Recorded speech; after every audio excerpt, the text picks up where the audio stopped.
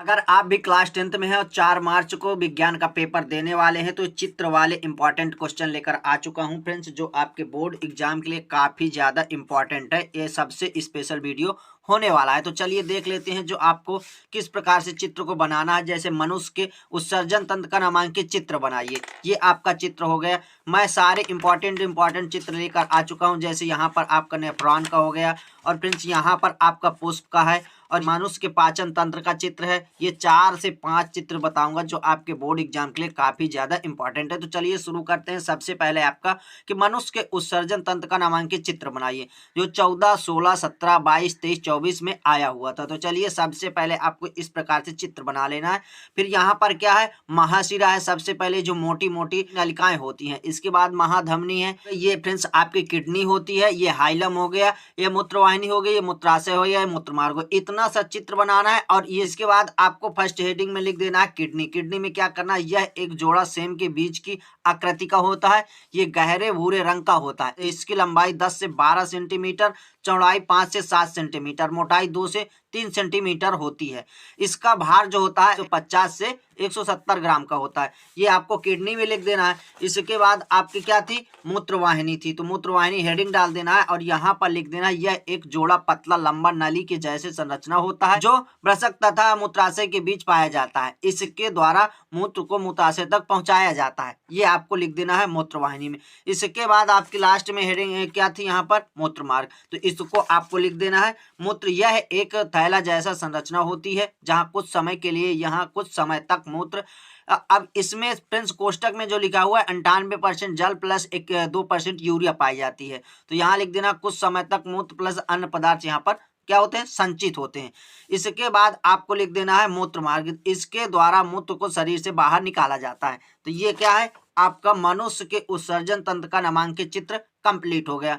इसके बाद फ्रेंड्स आपका नेक्स्ट में जो आता है जो चित्र है नेफ्रॉन। नेफ्रॉन का नामांकित चित्र बनाइए। इसके बारे में लिखना है। तो नेफ्रॉन का नामांकित चित्र बना देना है। मेरुलम पाया जाता है, संग्राहक नली है, बोमन संपुट है, कुंडलित नलिका है, आरोही चाप है। यह आरोही चाप हो गया, मूत्रवाहिनी हो गई। इसके बारे में आपको लिख देना है। जैसे यहाँ पर ये इंपॉर्टेंट है आपका ग्लूमेरुलम। तो चलिए सबसे पहले उत्तर में आपको क्या लिखना है, नेफ्रॉन वृषक की संरचनात्मक एवं क्रियात्मक इकाई है। यह प्रत्येक व्रकाणु रुधिर को छानता है तथा मूत्र तक निर्माण करता है। काणु के निम्नलिखित कार्य भाग होते हैं। इसके क्या है, इसके निम्नलिखित आपको कर देना है। जैसे यहाँ पर क्या था, बोमन संपुट था। तो आपको फर्स्ट हेडिंग डाल देना है बोमन संपुट। इसके बाद लिखेंगे यह कप तथा प्याले जैसी संरचना होती है जिसमें रक्त नालिकाओं का गुच्छा होता है, जिसे ग्लूमेरुलम कहते हैं। ये आपकी फर्स्ट हेडिंग हो गई। इसके बाद आपको डालना है नली का चाप, ये हेडिंग हो जाएगी। इसके बाद लिखेंगे यह पतले नली का बना होता है जिसकी आकृति यू जैसी होती है।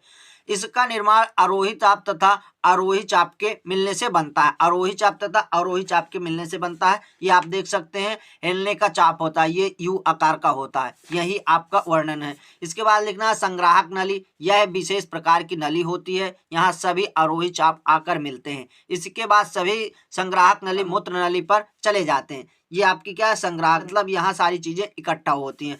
इसके बाद है आपका हेडिंग डाल के लिख देना है कि रुधिर रीनाल धमनी में बहुत दाब पर बहता रहता है, जिसे ग्लूमेरुलम की पतली दीवारों से रुधिर छनता रहता है। ये आपकी फर्स्ट हो। इसी के अंदर आपको डाल देना है सेकेंड। फिर लिखेंगे रुधिर कोशिकाएं और प्रोटीन कोशिकाओं में रहती हैं, जबकि जल की अधिकांश मात्रा और घुले हुए खनिज बोमन संपुट द्वारा छान दिए जाते हैं। ये आपको ज्यादा लिखना नहीं, इतने ही 3 से 4 कार्य आप लिख देंगे। इसके बाद नेक्स्ट है आपका पुष्प की संरचना। तो आपको इस प्रकार से क्या करना है, पुष्प का चित्र बना देना है, क्योंकि यहाँ पर आया था कि पुष्प का नामांकित चित्र बनाइए। तो ये आपको चित्र बना देना है। उसके बारे में लिख देना वर्तिकाग्र है, यहाँ पर वर्तिका है, यहाँ पर परागकोश है, दलपुंज है हो गया। यहाँ आपके जो बीच में है ना अंडाशय हो गया, और यहीं थोड़ा सा ये जो पत्ती वाली दिख रहा है ये हो गया ब्राह्य दल हो गया, और जो नीचे थोड़ा सा दिया है पुष्पासन है, जहाँ पर पुष्प बैठा रहता है, और जो डंडी आपके नीचे डंडी टाइप दी है ये आपका पुष्प व्रत हो गए, यानी मतलब जिसमें पुष्प अंकुरित होता है। तो इस प्रकार से आपको इनकी सबसे पहले क्या करना है, वर्तिकाग्र में आपको लिख देना है कि यह पुष्प का सबसे ऊपरी एवं कोमल भाग होता है, जो सूख एवं चिपचिपा होता है, जो परागकोश को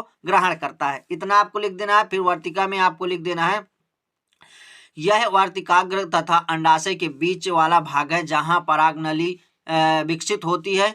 ये आपको एक लाइन हो गई। इसके बाद परागकोश है, यहाँ पर देख सकते हैं, आपको हेडिंग मैंने डाल के बता दिया, जैसे पुष्पबाला या अंकुरित है अलग से आई हुई, तो यहाँ पर परागकोश हो गया। तो परागकोश में आपको लिखना है यह केसर का मुख्य भाग होता है जहाँ परागकण पाए जाते हैं, जहाँ पर क्या होता है परागकण पाए जाते हैं।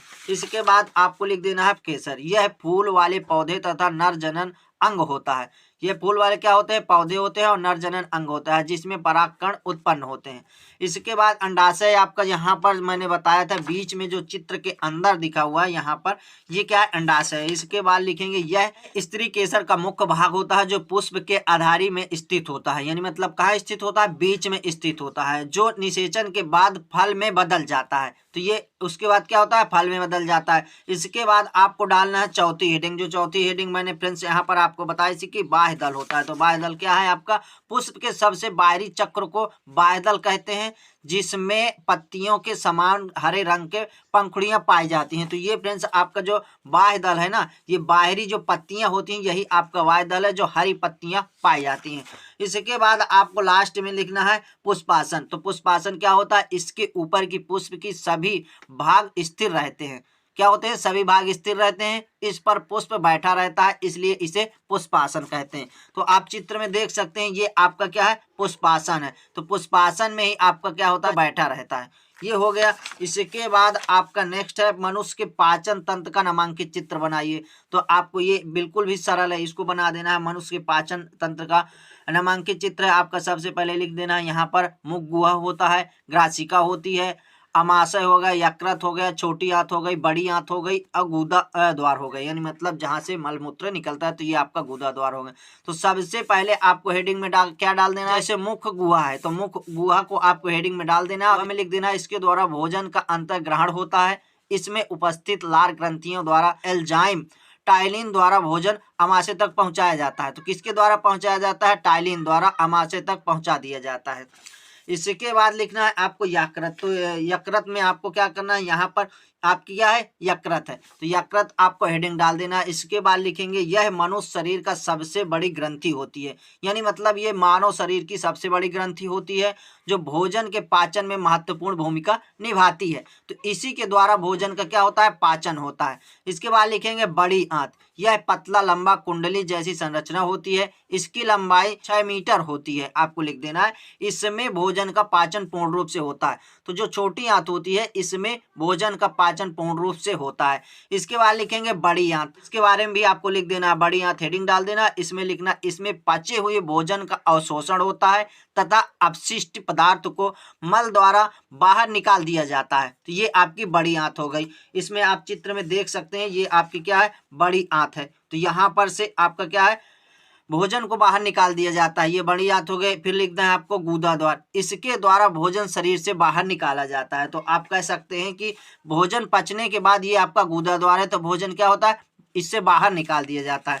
तो इस प्रकार से फ्रेंड्स आपके मैंने 4 से 5 चित्र बना दिए। मनुष्य के पाचन तंत्र का नामांकित चित्र, ये पुष्प का आपका नामांकित चित्र हो गया।